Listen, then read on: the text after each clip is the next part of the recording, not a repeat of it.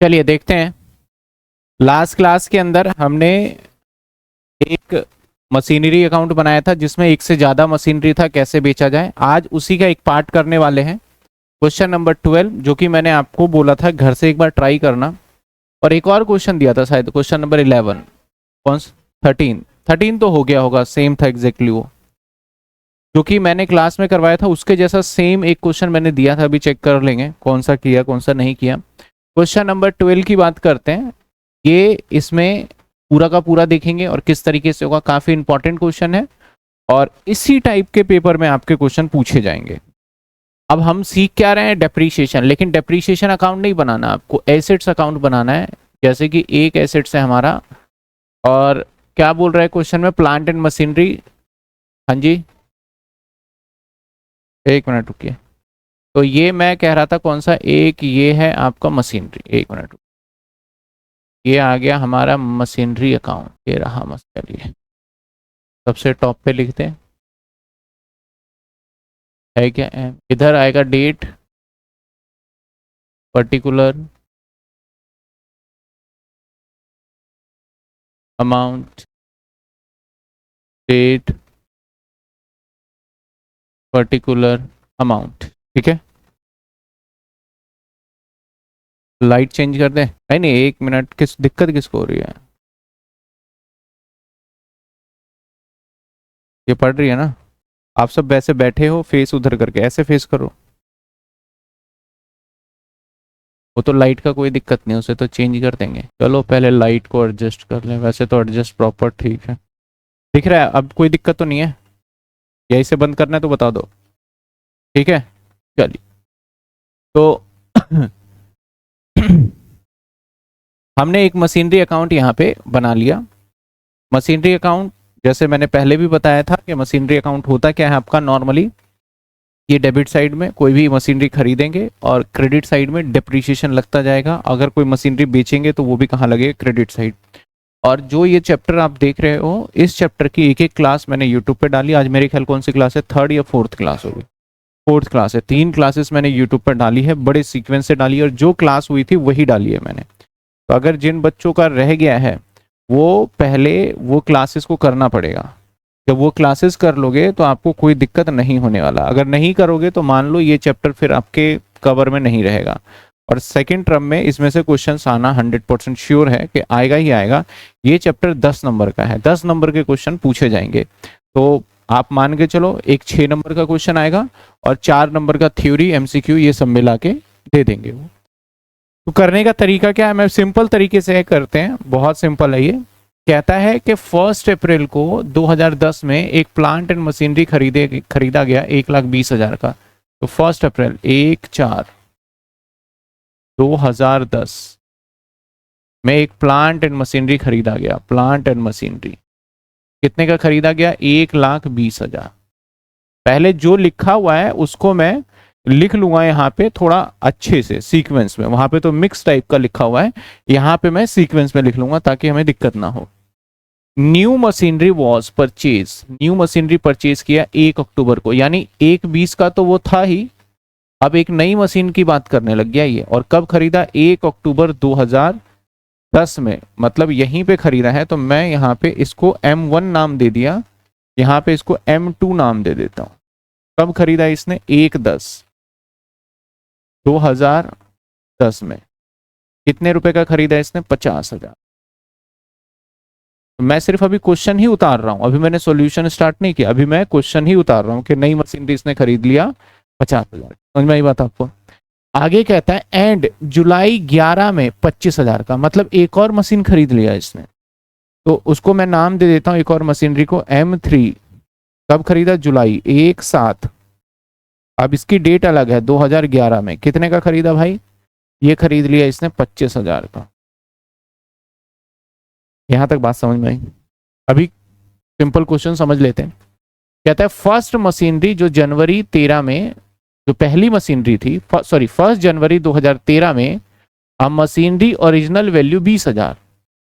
कहता है एक मशीनरी जिसकी कीमत थी 20,000 थी, मतलब के। तो अगर मैं यहाँ पे देखूं तो भाई हमारे पास तो कोई भी ऐसी मशीनरी नहीं है जिसकी कीमत कितनी हो, ना तो ये है ना ही ये है, ये 1/20 तो भले है।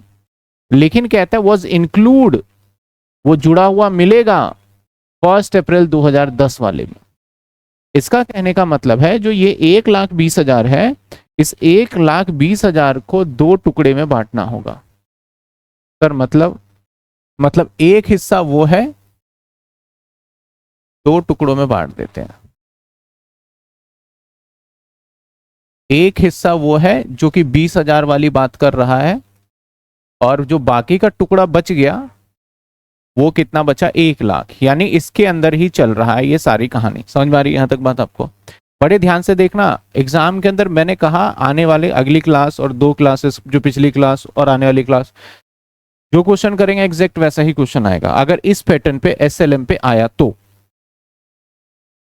कहता है कि भाई 2010 में क्या लाइन कहता है, एक बार लाइन को पढ़ो। कहता है जनवरी 2013 में, यानी इसको जनवरी 2013 की बात कर रहा है, मशीनरी जिसकी वैल्यू 20,000 थी, और वो मशीनरी 20,000 कहां पे जुड़ा हुआ मिलेगा आपको, जो 1 अप्रैल 2010 में खरीदा। तो मैंने इसको 2 पार्ट में बांट दिया। कहता है इसको मैंने 6,000 का बेच दिया।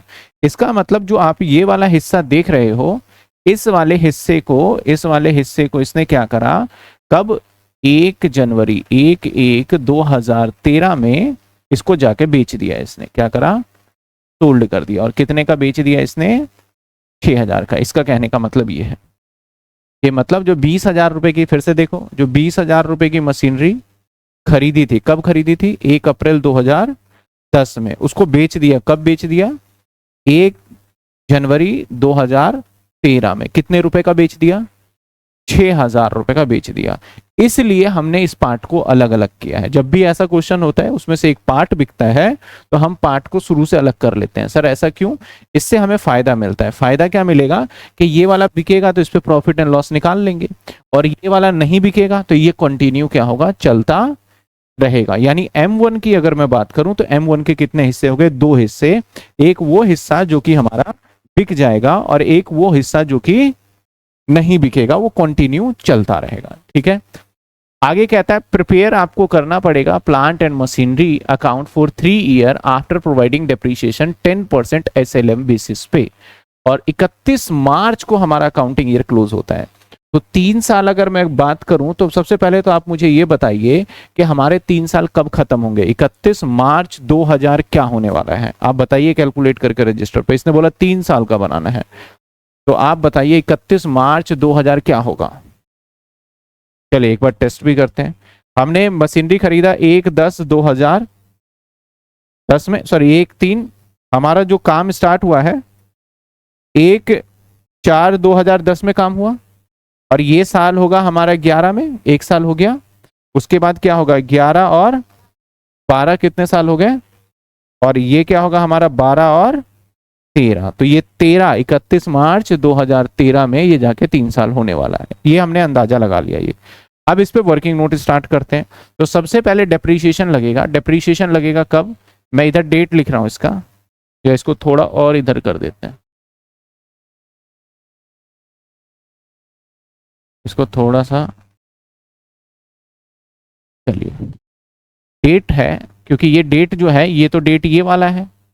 अब डेप्रीशिएशन हमेशा याद रखना कब लगेगा, 31/3/2011 में लगेगा, है ना, 31/3/2011। क्योंकि ये बोलता है एसएलएम 10% है, तो इस वाले हिस्से पे तो 2000 लग जाएंगे भाई, और जो बचा हुआ दूसरे वाला हिस्सा है इस पे लगेगा हमारा 10,000। मैं दोनों पे डेप लगा के चलूंगा, पहले M1 का काम करूंगा फिर M2 पे आएंगे। तो ये बचा हमारा 18,000, और ये कितने का बचा हमारा, 90,000।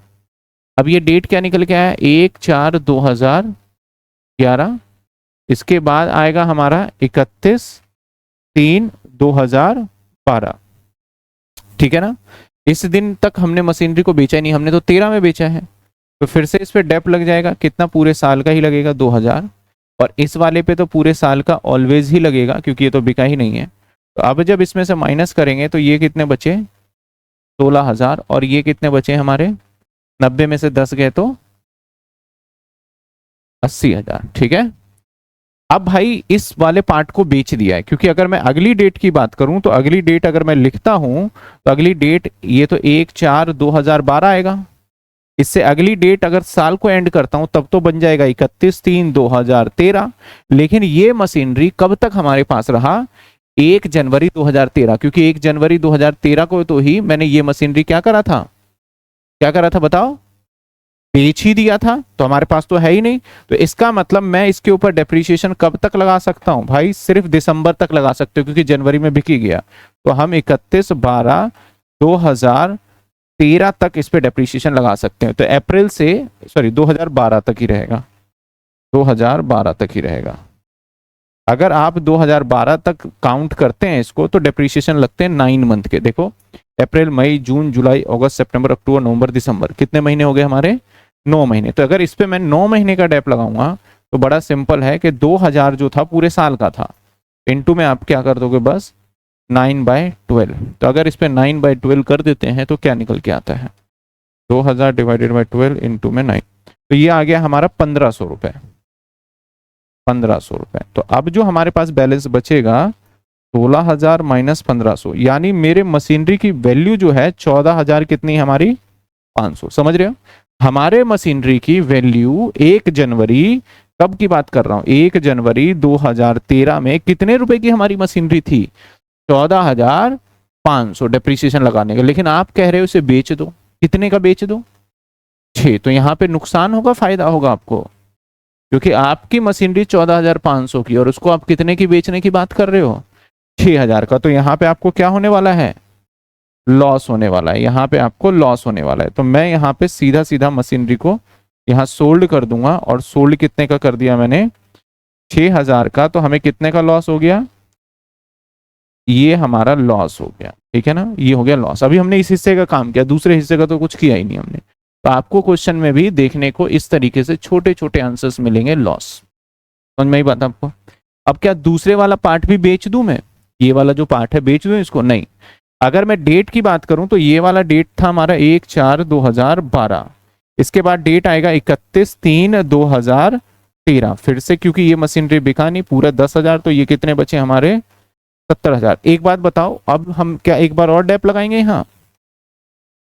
क्या और डेप लगाने की जरूरत है यहाँ पे? नहीं, क्योंकि आपने पहले ही हमने कैलकुलेट कर लिया कि 3 साल कब पूरे होंगे। 31 मार्च 2013 हो गया। इससे आगे जाऊंगा तो वो कौन सा साल आ जाएगा? चौथा साल आ जाएगा। तो हमें तो 3 ही साल का काम करना है। तो यहां तक हमने M1 का काम कंप्लीट करा। अभी ये सिर्फ वर्किंग नोट और ये आंसर का पार्ट है। अगर एग्जाम में वर्किंग नोट नहीं करेंगे आपको मार्क्स नहीं मिलने वाला, ठीक है? समझ में आई बात आपको? तो ये था हमारा M1। M2 हमने बेचा नहीं, तो बड़ी सिंपल तरीके से इस पे डेप लगेगा। पहला डेप्रीशिएशन लगने वाला है 31/3/2011 में। कितने महीने का लगेगा बताओ? 6 महीने। और 6 महीने के हिसाब से कितने रुपए बनते हैं? 2,500, 2,500 रुपए लगेगा इस पे, क्योंकि 10% रेट दे रखा है ना। ये रेट कितना दे रखा है? 10। तो मैं 10% इस पे निकाल रहा हूं, तो बचा कितने? 47,500। अब ये डेट आ गया 1/1/2012, नहीं 11, उसके बाद 31/3/2012। अब कितना लगने वाला है पूरे साल का? तो कितने बनेंगे पूरे साल का? क्योंकि एसएलएम की खास बात क्या है, जो पहला है उसी के ऊपर हमेशा परसेंटेज कैलकुलेट करते हैं। तो 10% लग गया, तो यानी कितने बन गए हमारे? 42,500। अब 1/4/2012 और डेप्रीशिएशन कब लगेगा? 31/3/2013। फिर से कितने लगने वाले हैं? 5,000। तो बचे हमारे 37,500। देखिए M2 का काम खत्म। जो मशीनरी बिकता है ना उस पर ज्यादा मेहनत होता है, और जो मशीनरी नहीं बिकता वो तो सीधा सीधा सीधा चले जाता है। अब देखो ये तो और भी आसान से हो जाएगा। कब डेप्रीशिएशन लगाओगे? 31/3/2012 में लगाओगे। तो कितने महीने हो गए भाई? 9 मंथ हो गए। कितने महीने हो गए? 9 मंथ। तो 9 मंथ का डेप कैसे निकालोगे भाई? 25,000 पे आपको 10% निकालना है, और वो भी कितने महीने का? 9 मंथ का। तो 9/12 कर दोगे आप। तो 25,000 पे 10% और वो भी 9 मंथ का, तो ये आ गया 1,875 रुपए। तो अगर 25,000 में से 1,875 माइनस कर दे तो बच गया हमारा 23,125। ये डेट क्या आया? 1/4/2012। अब एक बार और डेप लगेगा 31/3/2013। 13 में कितना लगने वाला है? 2,500 रुपए। कैसे आया 2,500? सीधा 10% माइनस कर दिया, इस पे लगा दिया, तो 20,625 रुपए हमारा ये निकल के आया। 20,625 निकल गया। पहले यहां तक देख लीजिए, मैं इसको ना हर एक मशीनरी को ठीक है, स्टार्ट। हर एक मशीनरी को ऐसा करते हैं, ये तो अलग होगा नहीं, इसको जरूर अलग। चलो M2 M3 वैसे दिख रहा है आपको, सेपरेट तो कर पा रहे हो ना। ये वाला M1 है और इसके साइड वाला जो है ये कौन सा है, M2 है। मैं थोड़ा और सेपरेट कर दूं, ये लो, इसको अलग कर देते हैं, ये M2। ठीक है, अब आइए, अब पोस्टिंग की बात करेंगे। ये था हमारा कैलकुलेशन और ये क्या है, वर्किंग नोट। अब हम बात करेंगे पोस्टिंग का। तो पोस्टिंग में क्या करेंगे, जैसे जैसे खरीदा वैसे वैसे लिखते जाएंगे। सबसे पहले खरीदा हमने 1/4/2010 में। तो जब खरीदा है तो उसके लिए वर्ड यूज करने वाले हैं टू बैंक। ठीक है, अब पहली मशीनरी की कीमत यहां पे अलग अलग नहीं लिखना है, यहां पे तो आप लिखोगे 1,20,000, कोई दिक्कत। और फिर इसके ऊपर क्या दूसरी मशीनरी भी इस साल खरीदा है, चेक करो। M2 2011 में ही खरीदा गया है और ये क्या है 2010, तो 2011 सॉरी वो भी 2010 में ही खरीदा गया है, तो इसी साल खरीदा गया है। तो 1/10/2010, इसके लिए भी क्या वर्ड लगाएंगे, जब भी मशीनरी को खरीदेंगे तो उसके लिए क्या वर्ड लगाना है, टू बैंक। और बैंक से कितने रुपए का खरीद लिया भाई, ये 50,000। ठीक है, ये कितने का खरीदा, M2 50,000। अलग अलग नहीं, जैसे था ना वो 1,20,000, तो कई बच्चे क्या सोच रहे हैं कि 20,000 और 1,00,000 अलग अलग कर दूं, और ये नहीं, ये एक ही मशीन है। एग्जामिनर कभी नहीं कहता ये दो मशीनरी है, बस हमने अपनी कन्वीनियंस के लिए, अपनी सुविधा के लिए हमने क्या करा कि दो पार्ट में हमने इसको डिवाइड कर दिया, ताकि हम एक के ऊपर लॉस निकाल के समझ पाए। अदरवाइज जरूरत ही नहीं था, अगर एक ही मशीनरी होता तो। इसलिए हम इसे M1 ही मानेंगे और इसके ऊपर जो डेप भी लगाएंगे वो भी देखो, जो आपका अगला क्वेश्चन आ रहा था, तो मैं डेप भी बता दूं, तो बाय जो डेप्रीशिएशन लगाएंगे वो डेप्रीशिएशन दोनों ऐड करके लगाएंगे, 2,000 प्लस 10,000, 2,000 प्लस में 10,000, मीन में सीधा 12,000। समझे बात आप, कितने लग गए आपके, क्योंकि ये है तो एक ही मशीनरी ना, सारी मशीनरी को ऐड ऑन नहीं कर सकते, लेकिन हाँ इसको ऐड ऑन कर देंगे हम। इसके बाद दूसरी मशीनरी पे डेप्रीशिएशन लगेगा 31/3/11 में बाय डेप्रीशिएशन, और इसके अंदर सबसे खास क्या है, 2, यहाँ पे 2 लिख दिया, ये 1 है। कितना 2 पे लगा, साइड में है देखो आपका, इसके ऊपर डेट से डेट आपको लेके चलना है, तो कितने रुपए, 2,500 रुपए। ठीक है, डेट बहुत इंपॉर्टेंट है, अगर इस चैप्टर के अंदर आपने डेट में लापरवाही कर दिया तो समझो आपका आंसर गलत आ गया फिर। तो 1,70,000, 1,70,000, और फिर इधर आएगा by balance, balance CD। CD कैसे निकालोगे, 1,70 में से माइनस कर दोगे, 1,70 माइनस में 12,000 माइनस में 2,500, 1,63,875, नहीं 1,70 माइनस 12,000 माइनस 1,500 और इसका जो डेट क्या होगा वही होगा 31/3/11। अभी हमने 1 साल कंप्लीट किया है, सवाल कितने साल की बात कर रहा था, 3 साल, अभी हमने 1 साल कंप्लीट किया है। अगले पॉइंट पे चले, अगले पॉइंट की हम बात करें तो अगले पॉइंट में है हमारा 1 तारीख को, 1/4/2011 पे पहुंच गए। ठीक है, 1/4/2011। टू क्या लिखने वाले हैं, to bank, sorry to balance BD पहले लिखते हैं, to balance BD, to balance BD, पहले टू बैलेंस BD लिख लेते हैं। ये कलर थोड़ा सा एक्यूरेट कर, SAC, ठीक है, और मैं जाए फिटनेस और फाइन गेन को बढ़ा के, ठीक है चलिए कोई बात, यहां तक क्लियर हो पा रहा है आपको। अब क्या हमने, जब भी हम 2 में लिखेंगे तो हम पता करेंगे कि M3 तो नहीं खरीदा हमने, तो M3 देखो कब खरीदा है मैंने, M3 2000, ये M3 है 2011 में खरीदा है, और ये साल जो है वो 31/1/4 से पता खत्म कब होगा, 31/3/12 में खत्म होगा, ऐसा ही रहेगा। तो इसी साल के बीच में खरीदा है, तो उसके लिए भी हमें क्या लिखना पड़ेगा, 1/7/11 और क्या लिखेंगे, टू बैंक, और कितने रुपए का खरीदा भाई, ये 25,000 का। तो ये बैलेंस BD तो आ जाएगा 1,550 और ये कितने आ गए, 25,000। तो अब क्या इस साल कोई मशीनरी बेचा है? नहीं, मशीनरी जो बेचा है वो 2013 में बेचा है। तो इसके ऊपर डेप्रीशिएशन लगेगा। पहले तो मैं बात करूंगा वन वाले की, तो वन वाले में 2 डेप्रीशिएशन लगेगा, 2000 और प्लस 10,000। वन की बात कर रहा हूँ, वन मतलब ये हमारा M1 है, ठीक है। तो टोटल डेप कितने लग जाएंगे? 2000 प्लस 10,000 यानी 12,000। उसके बाद फिर 31/3/12 को ही हमारा लगेगा बाय डेप्रीशिएशन नंबर 2 पे। तो 2 पे उधर की साइड जाके देखो, 31/3/2012 में कितना लग रहा है? 31/3/2012 में कितना लग रहा है हमारा? 5,000 रुपए। फिर से 31/3/2012 में अब हमारे पास एक और मशीनरी आ गया, तो उसके ऊपर भी लगेगा डेप नंबर 3 पे कितने? 1875 रुपए। तो ये हमारा 2 साल कंप्लीट हो गया। देखो कुछ बच्चों को लगता है कि सर इसके अंदर बड़ा टिपिकल है, इतनी कैलकुलेशन है और इतनी बार पोस्टिंग करना पड़ता है, तो इसको कोई आसान तरीका है क्या जो बता दो? तो इसका आसान तरीका एक ही है, इसमें आपको प्रैक्टिस, जैसे बुक के अंदर आपके सवाल है उसको अगर 2 बार आप कर लेते हो तो आपको ऑटोमेटिकली ये चैप्टर ईजी लग जाएगा। दूसरा कोई तरीका ही नहीं आसान। मैं इसमें कोई शॉर्टकट वर्किंग नोट नहीं बताना चाहता।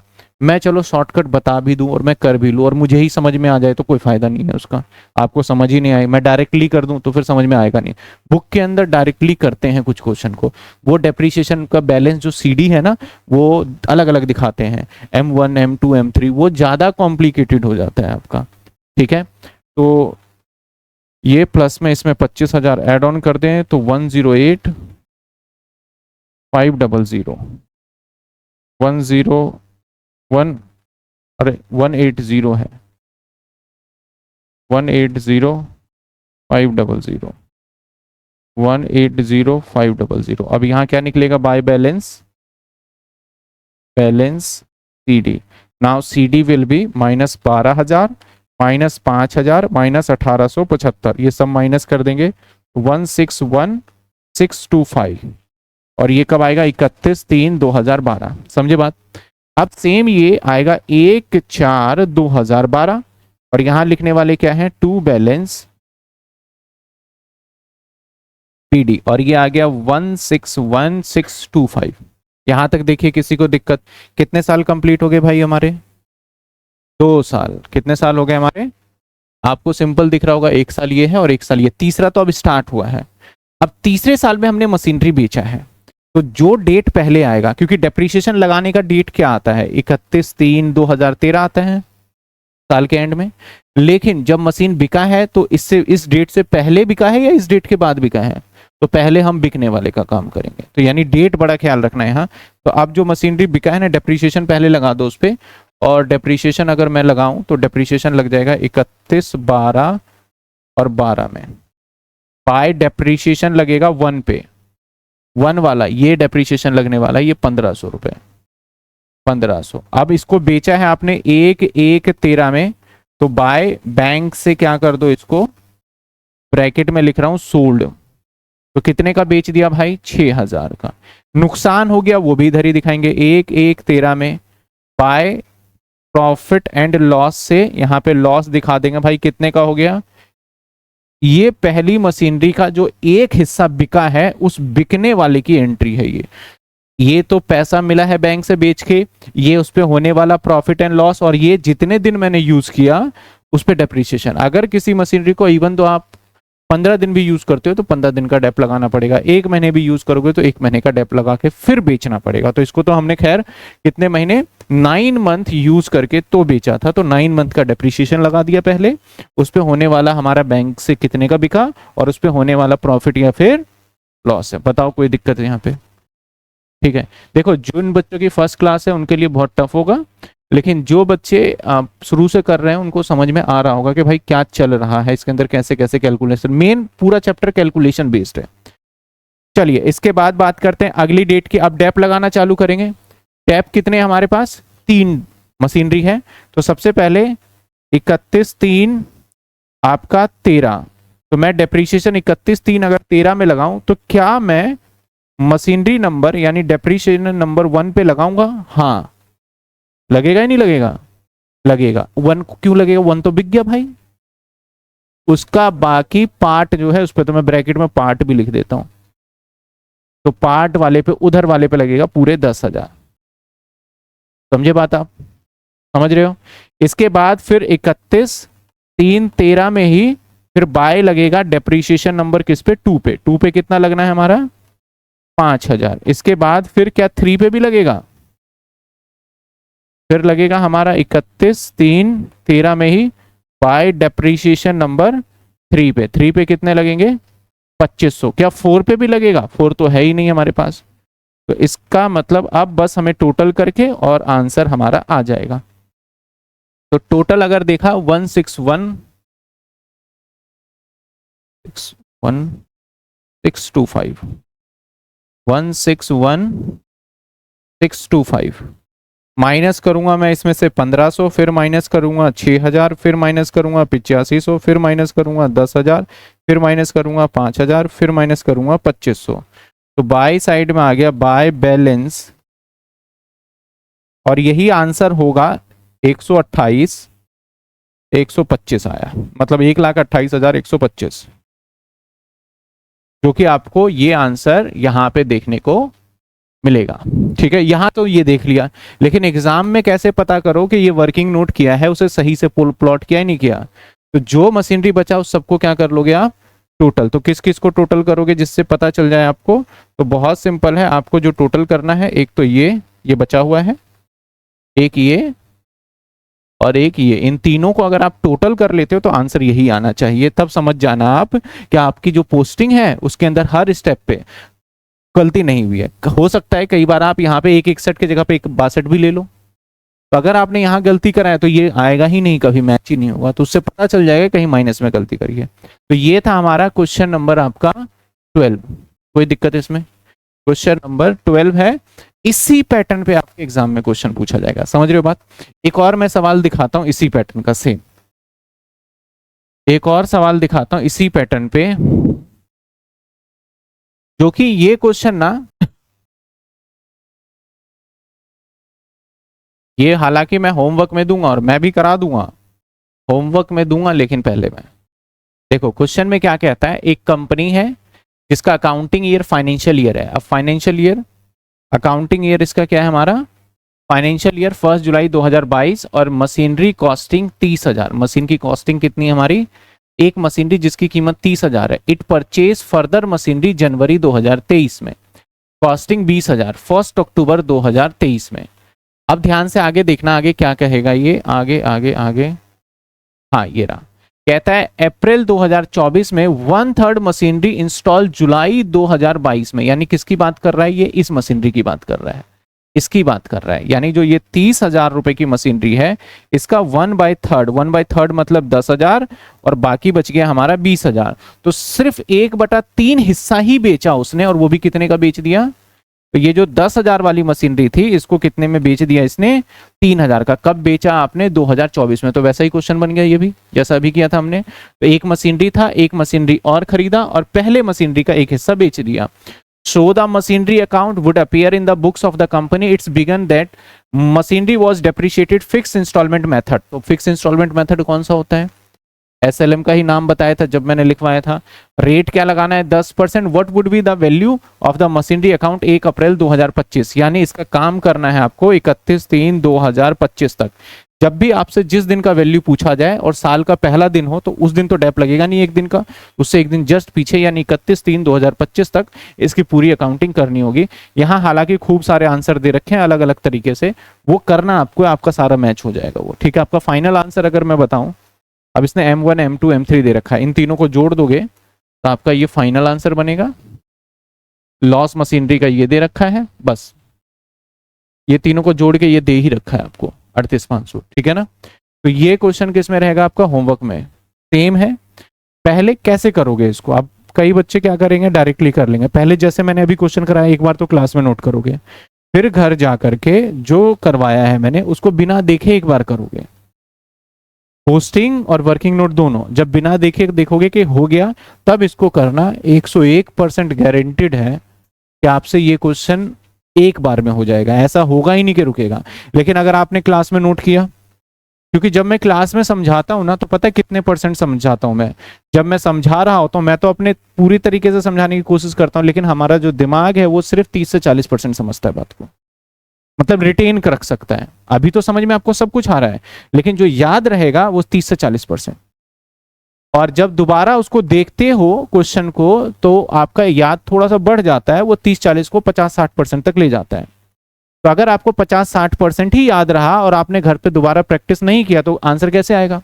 आंसर आने के लिए आपको पूरा क्वेश्चन अच्छे से पता होना चाहिए, पैटर्न पता होना चाहिए। तो इसलिए एक बार जब आप उसे कर लोगे बिना देखे, और देख अगर कहीं मिस्टेक हुआ तो देख के करेक्ट करोगे, फिर इसको करने बैठोगे और तसल्ली से इस क्वेश्चन को आधा घंटा 45 मिनट आराम से देना, एक एक करके डेट आराम से करना, तब समझना आपको ये चैप्टर आ रहा है। इस चैप्टर के अंदर सबसे मेन आपका जो है चेक किया जाता है आपका फोकस, पेशेंस के कितना पेशेंस है। नहीं तो बच्चे क्या करते हैं, जल्दबाजी में डेट पता चला 31/12, ओहो 13 हो गया, ये डेट में गलती कर देते हैं क्योंकि वो बहुत जल्दी भागते हैं आगे। तो इस बात का ध्यान रखना, धीरे धीरे करना है।